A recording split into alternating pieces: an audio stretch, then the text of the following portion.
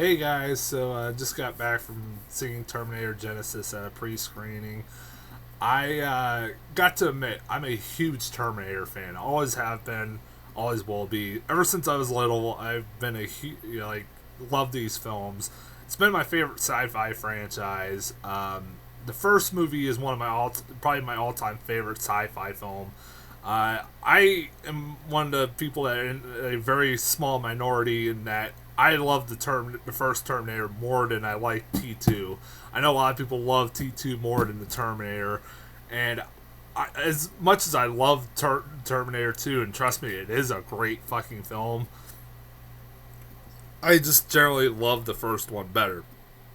And like I said, Terminator 2 is one of the greatest sequels of all time. Trust me. But at the same time, like Terminator 2 and Terminator are like two completely different films. Like Terminator is more of a thriller, sci-fi thriller, where it just involves Arnold just going around killing people to try to get to Sarah Connor, and Terminator 2 is just more of an action movie. It's kind of like with what Alien and Aliens was. Like they're both completely different films, and this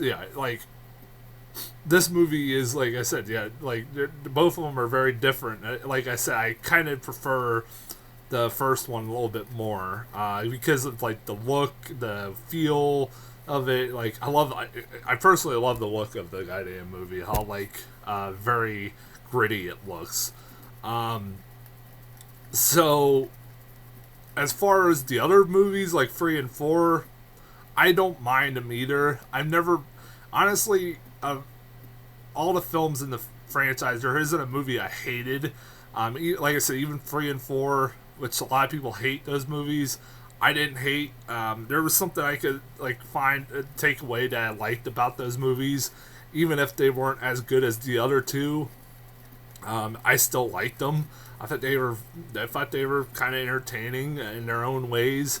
And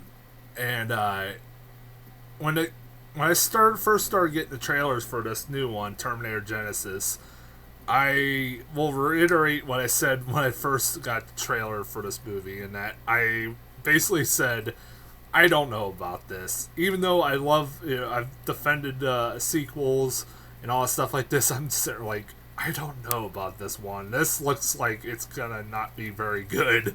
And it also didn't help that basically the trailers basically showed pretty much what looked like to be the whole fucking film, like giving away the twist of John Connor being a Terminator in the trailers, which like I was like, what the fuck? Even the director of the film has criticized the advertising for this movie, like giving away too much, and also the reviews haven't been very good as I expected, and because of that, like going in, I was going in with low expectations, but also I was holding out hope, maybe, just maybe, I would like this movie. And you know what? I know I'm going to be in the minority with this film, but I actually did kind of like this movie. This movie does have faults, and it is not even fucking close to being as good as the first two movies. Not even close. But you know what? Out of the recent sequels with 3 and 4 and this one, I would probably say this is the best one. I know a lot of people say 3, but honestly, this one was more entertaining than 3, I thought.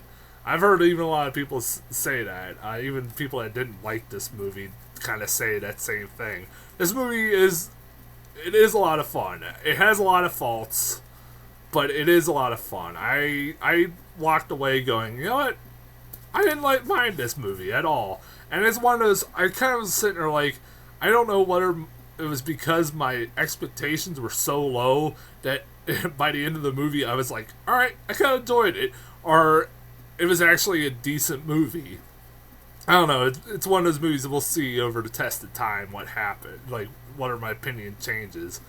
Of course, with the other movies, the best part of this thing is fucking Arnold. Arnold steals this movie. He continues to steal this series. He he's a lot of fun. I mean, he it does get a little annoying sometimes, like with his one-liners, because he is basically at his age nowadays. Arnold is becoming a parody of himself. He has to say "I'll be back" and shit like that. But he is still has a lot of generally funny moments in this movie. My favorite was the fact that every 10 minutes during the beginning of this movie, he kept telling Kyle Reese and Sarah Connor that they need to mate. You guys need to mate. He just kept saying that, and Sarah Connor's like, "Shut the fuck up!"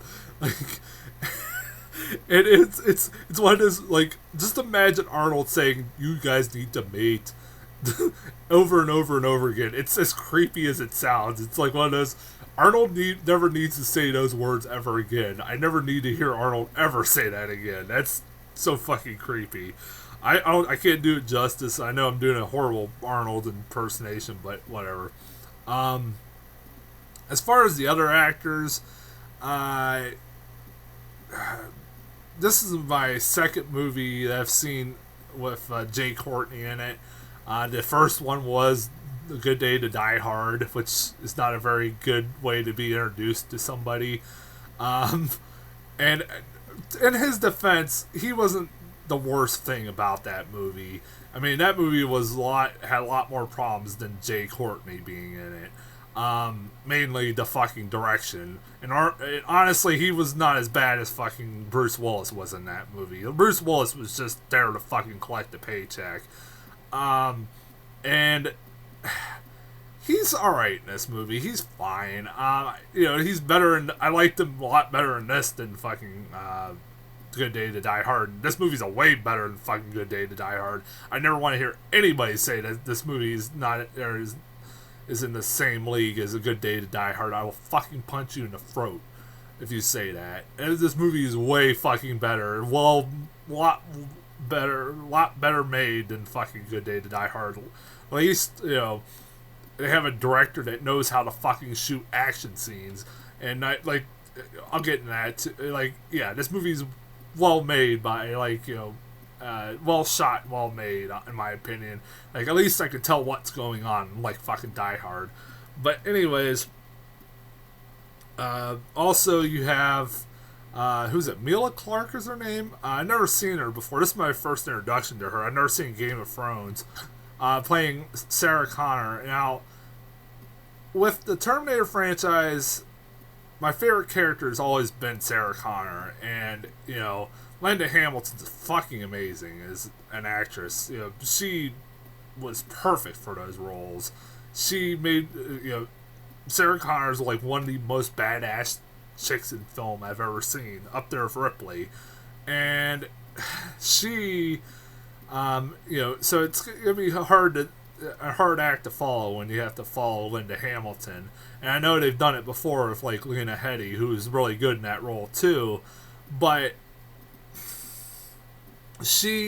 Mila Clarke, I thought did fine.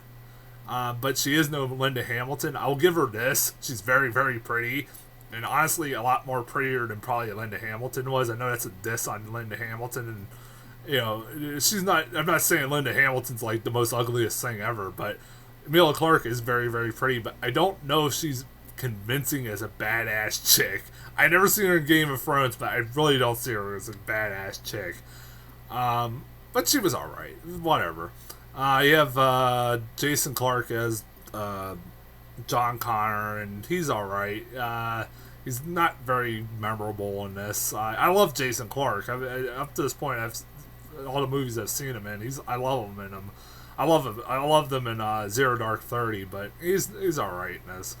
And also, you got J.K. Simmons, who, what the fuck was the point of J.K. Simmons being in this movie? Somebody tell me what was the point.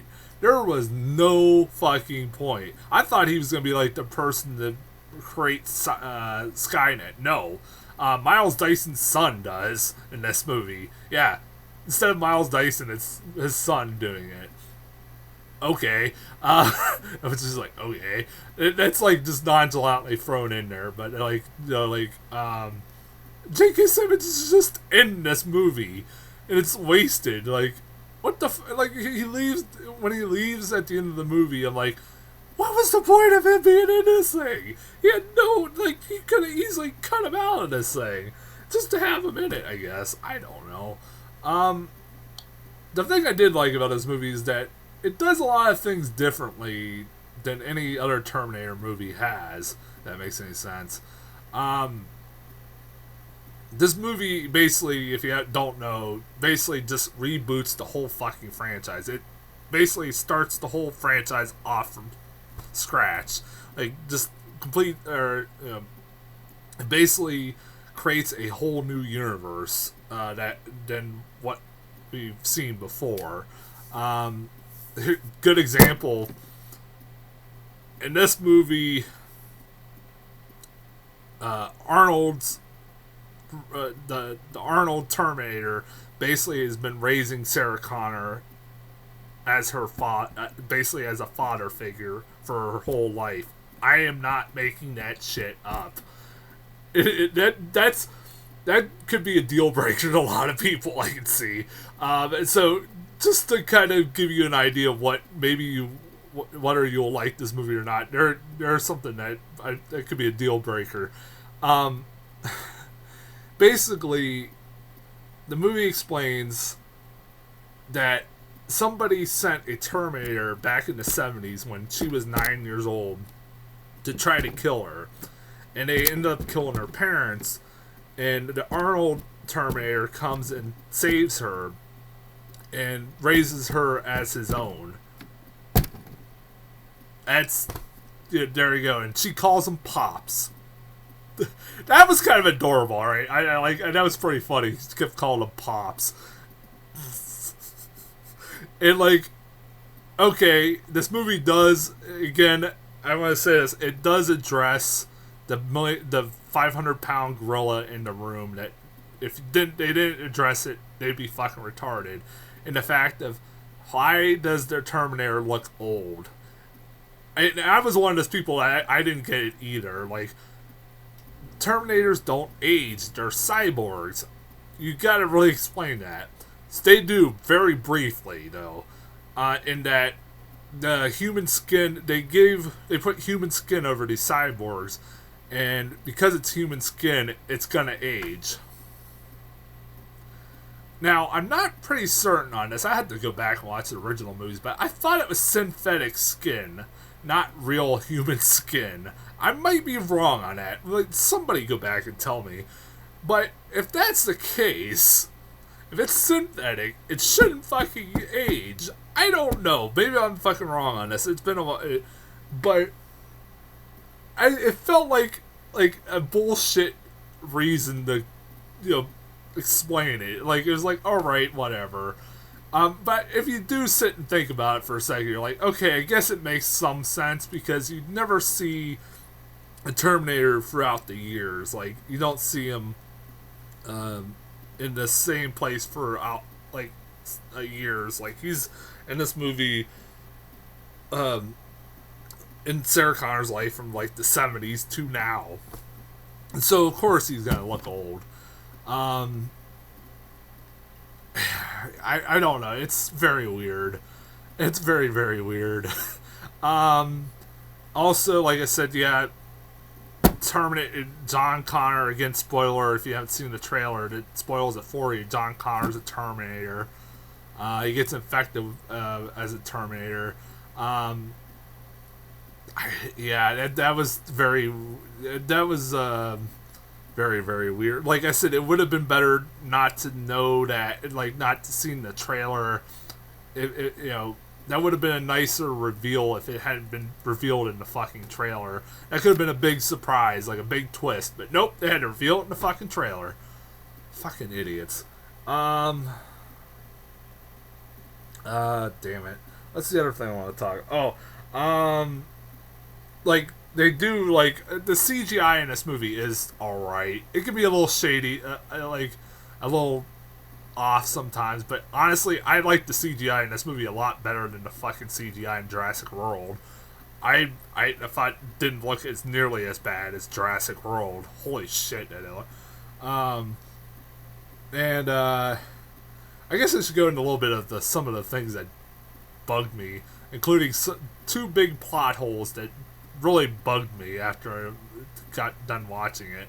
One, what was up with the, like, there's a lot of things in this movie that they, like, these little things they have that, like, easily, if they would have just used these throughout the whole movie, this movie would be very short. Like, there's a fucking gun that they have at the beginning that with one shot kills a fucking Terminator easily. Just one fucking shot with this gun kills a Terminator. It's like, why did they, like, and then they don't ever use it again. And it's like, fucking use that fucking gun and this movie would have been easily over. Like, I don't understand it. Like, why not using that gun? Like, I don't know, maybe it doesn't work for the T-1000 and stuff like that since it's liquid metal and shit like that, but fuck, I would still try to do it. Like, I don't understand that. Like, why they did not use that gun throughout the whole movie? And also, this is one of the biggest plot holes that is bugged me after I left the theater. Throughout the movie, like, at one point, John and Sarah have to go from 1984 to the 2017, and Arnold can't go with them. He reveals he can't go with them because he'll cause like a chain reaction or things will explode. The thing will explode or something like that. And if he goes into the time travel thing, and I'm sitting there like, wait a minute, you just. In order for you to go back in time, you had to time travel. So why can't you time travel now? Did I miss something? Like, what the fuck? Like, I'm sitting there like, wait a minute, what the fuck? Like, that makes no sense. Apparently somebody said that if he had, like, exposed metal, that would... Yeah, I read somewhere that, like, if he had exposed metal like he did when they were going to time travel, he would have caused a chain reaction for it to blow up. I think that's the explanation. I don't know. Somebody can explain that to me. Maybe I missed it somewhere. It really bugged me at the end after I left the theater. I'm like, why the hell could you time travel in the first place? And also, this movie did bug me that it had the chance to finally write off Arnold Schwarzenegger off this series. As much as I love Arnold, and I do, there's no reason for him to continue doing these movies, and they had a good way to write him off as the series forever, and then they fucking blew it by the end of the movie. And I'm like, oh, for fuck's sake. And now, like, honestly, this movie could have been a perfect ending to this series for good. It could have ended the series on a high note, happy ending note. Nope. You gotta make apparently 2 more movies, unless this movie does. I think they're being a little ambitious because this probably is not going to do as well as they think they're gonna. They think that it's gonna. I'm pretty certain it won't. With Magic Mike playing also this week. Yeah, I like this movie. Also, oh yeah, what's the one other thing that was really weird? There was, like, even though, like, he like, Arnold keeps saying throughout the movies, like, I'm old, but I'm not obsolete. That was kind of funny. But then there's parts where, I swear to God, like, he's getting arthritis. Like, there's points where he's, like, trying to use his hands, and he's having trouble using his hands like somebody with arthritis would. And I'm sitting there like, wait a minute. He has no bones. How's that work? Like, they established that there's no problems with the mechanics. The mechanics in the cyborg don't get old. So that makes no sense. You just contradicted yourself, dumbass. So, I don't know. There are scenes, weird scenes like that go nowhere. They don't explain that. So I'm assuming he has arthritis? I don't know. Like, don't go anywhere with that. Again, this movie isn't bad. I liked it. It's fun. It's not perfect, like I said, but it's still a lot of fun. I had fun with it. I wasn't bored at all. It was an enjoyable sit. I got a lot of new trailers.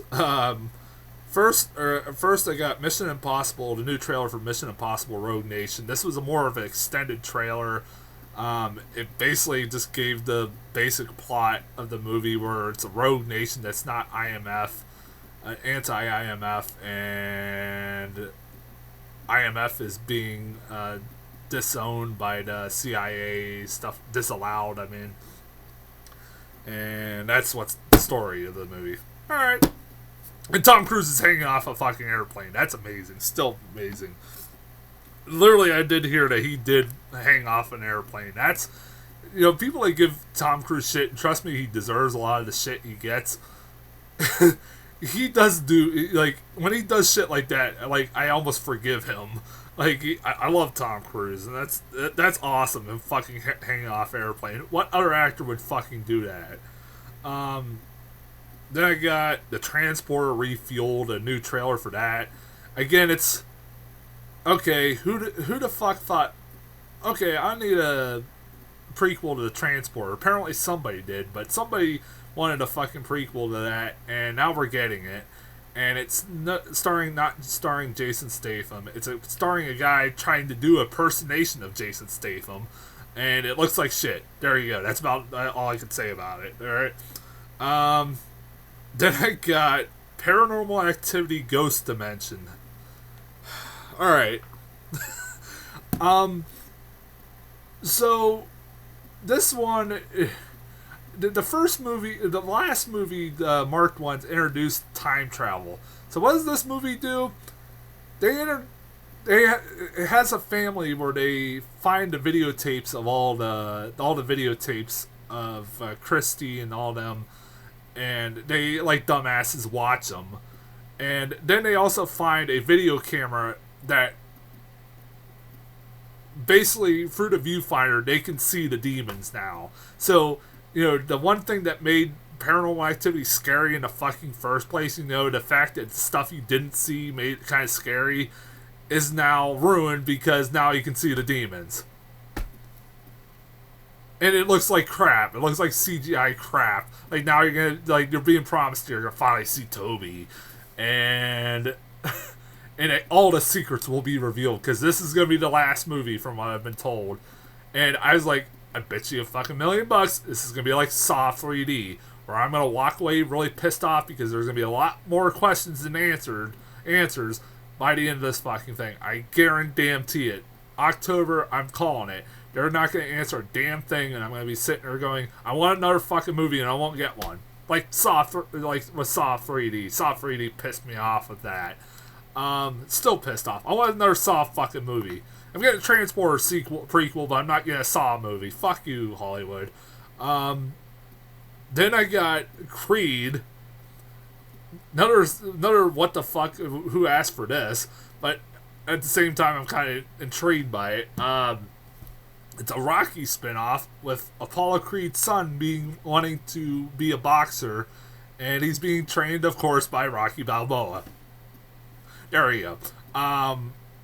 It's starring Michael B. Jordan, who's up to this point, everything I've seen, I liked him in. He's a really talented actor, so I'm kind of intrigued that maybe this will actually be pretty good. And Stallone is Rocky Balboa again, because there shouldn't be anybody else playing Rocky Balboa. And he's basically playing the Mickey role in this film. And you know what? Fuck it. I'm kind of intrigued by this. I want to see it. It should be a lot of fun. Although at the same time, there's a lot of scenes in the trailer that are just like copying scenes from Rocky, like where he's running down the streets of Philadelphia. It looks exactly like a scene from Rocky. Looks like all you need is the dan dan dan dan dan dan dan dan, or Eye of the Tiger playing in the background. Yeah, that's all you needed, and that it would have been it's basically a black version of Rocky. That sounds really racist. I apologize. And then the last trailer I got was the new trailer for Crimson Peak. When I saw the first trailer for this thing, I kind of wasn't paying much attention, so I didn't really catch much of the plot, but I did pay attention with this trailer, and I am looking forward to this movie a lot. It's Guillermo del Toro making a haunted house movie, an old school haunted house movie that looks really fucking creepy.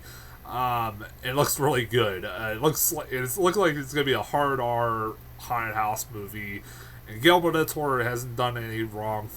Hasn't done me wrong yet. And I like I said, I'm looking forward to this immensely. This looks really creepy. Looks really well done too. So that's the trailers there, and I'll be back next week with I won't be doing a review Friday. I won't be back till next Friday with Minions and Selfless. So until then, I'll talk to you guys later.